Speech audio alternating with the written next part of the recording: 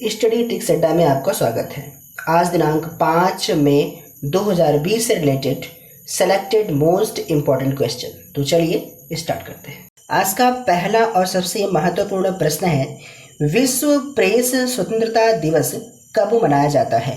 तो इसका आंसर है बी, यानी कि 3 मई। जी हाँ, 3 मई 2020 को संपूर्ण विश्व में विश्व प्रेस स्वतंत्रता दिवस यानी कि वर्ल्ड प्रेस फ्रीडम डे मनाया गया। तो इस बार इसका विषय है बिना भय अथवा पक्षपात की पत्रकारिता, यानी कि जर्नलिज्म विदाउट फियर और फेवर। एक्चुअली इसका उद्देश्य प्रेस की स्वतंत्रता का मूल्यांकन करना एवं प्रेस की स्वतंत्रता के लिए शहीद हुए संवाददाताओं को याद करना है। इसकी शुरुआत दिसंबर 1993 में संयुक्त राष्ट्र महासभा ने की थी। तभी से प्रतिवर्ष 3 मई को विश्व प्रसिद्ध पत्रकारिता दिवस के रूप में मनाया जाता है। नेक्स्ट क्वेश्चन है, हाल ही में अभी one nation one ration card योजना के तहत कितने राज्यों को जोड़ा गया है? तो इसका आंसर है बी, यानी कि 5। जी हाँ, 1 मई 2020 को केंद्रीय उपभोक्ता मामले, खाद्य और सार्वजनिक वितरण मंत्री रामविलास पासवान ने राष्ट्रीय पोर्टेबिलिटी योजना एक राष्ट्र एक राशन कार्ड के अंतर्गत 5 राज्य व केंद्र शासित क्षेत्रों को जोड़ने हेतु मंजूरी प्रदान की। ये 5 राज्य और केंद्र शासित प्रदेश हैं: उत्तर प्रदेश, बिहार, पंजाब, हिमाचल प्रदेश, दादर नगर हवेली व दमन दीव। इसी के साथ 5 राज्य व केंद्र शासित प्रदेशों के जुड़ने से राष्ट्रीय क्लस्टर से जुड़े राज्य व केंद्र शासित प्रदेशों की संख्या 17 हो गई।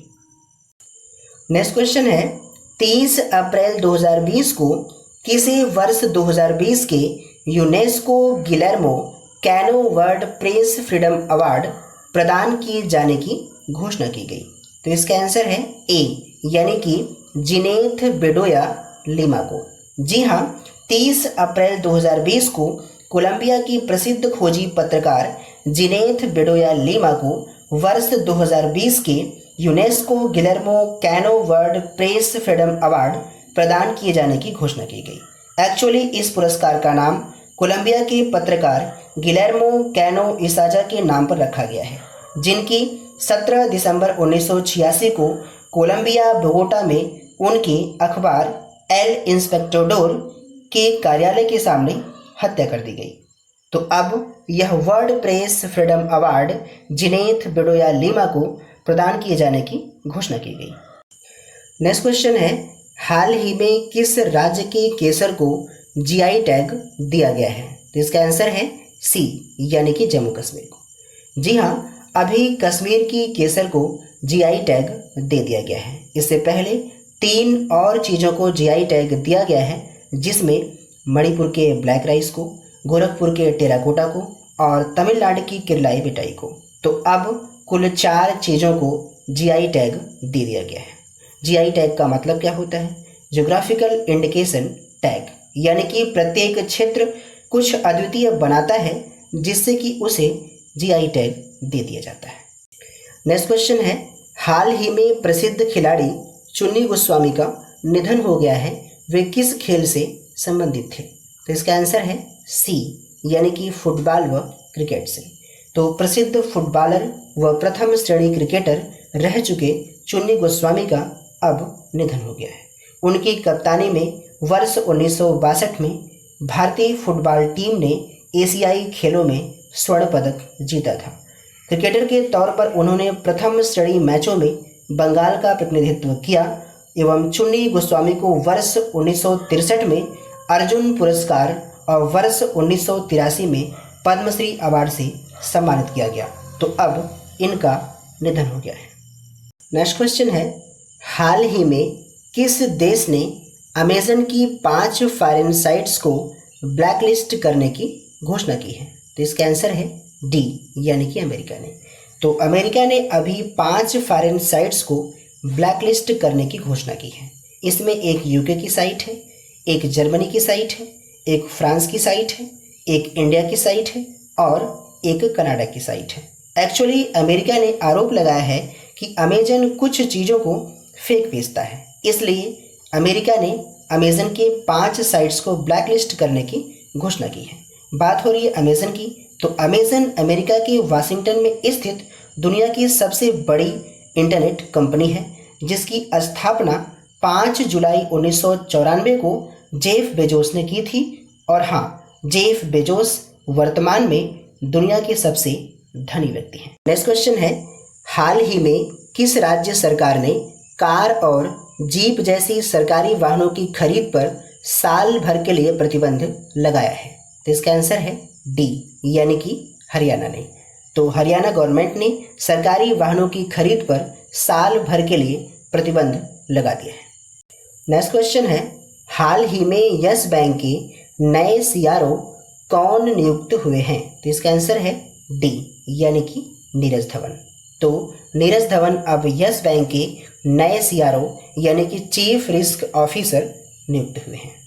नेक्स्ट क्वेश्चन है, मई 2020 को के.एस. निसार अहमद का निधन हो गया है, वह किससे संबंधित थे? इसका आंसर है ए, यानी कि कवि एवं लेखक। तो 3 मई 2020 को प्रसिद्ध कन्नड़ कवि और लेखक के.एस. निसार अहमद का निधन हो गया। वह नित्योत्सव कवि के नाम से प्रसिद्ध थे और उन्हें वर्ष 2008 में पद्मश्री से सम्मानित किया गया था। तो अब इनका निधन हो गया है। नेक्स्ट क्वेश्चन है, हाल ही में किस उद्यान ने 1 वर्ष के लिए उद्यान के वन्यजीवों को गोद लेने यानी कि घर ले जाने की अनुमति प्रदान की है? तो इसका आंसर है ए, यानी कि बन्नेरघट्टा जैविक उद्यान। तो 1 मई 2020 को बेंगलुरु स्थित बन्नेरघट्टा जैविक उद्यान ने एनिमल एडाप्टेशन प्रोग्राम के तहत नागरिकों को 1 वर्ष के लिए उद्यान के वन्यजीवों को गोद लेने की अनुमति प्रदान की है। एक्चुअली इस जैविक उद्यान के वन्यजीवों को घर ले जाने के लिए नागरिकों को कुछ धनराशि अदा करनी होती है। तो बन्नेरघट्टा जैविक उद्यान की स्थापना कब हुई थी? 1972 में, जिसे वर्ष 1974 में राष्ट्रीय उद्यान घोषित कर दिया गया था। नेक्स्ट क्वेश्चन है, हाल ही में किस राज्य ने जगन्नाथ विद्या दिवेना योजना की शुरुआत की है? तो इसका आंसर है सी, यानी कि आंध्र प्रदेश ने। तो 28 अप्रैल 2020 को आंध्र प्रदेश के मुख्यमंत्री वाई.एस. जगनमोहन रेड्डी ने गुंटूर जिले में स्थित तदेपल्ली में जगन्नाथ विद्या दिवेना योजना का शुभारंभ किया है। इस योजना के लिए राज्य सरकार ने कुल 4000 करोड़ रुपए की राशि जारी की है। इस योजना के तहत आगामी शैक्षणिक सत्र यानी कि 2020-21 में शुल्क प्रतिपूर्ति महाविद्यालयों के खाते के बजाय विद्यार्थियों के अभिभावकों के खाते में जमा की जाएगी।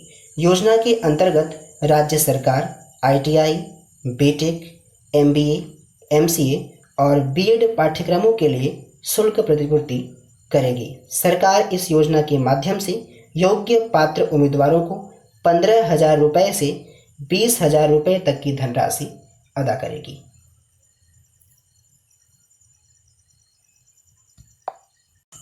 नेक्स्ट क्वेश्चन है, हाल ही में किस राज्य ने राज्य के कर्मचारियों की प्रतिरक्षा प्रणाली को बढ़ाने के लिए जीवन अमृत योजना की शुरुआत की है? तो इसका आंसर है बी, यानी कि मध्य प्रदेश ने।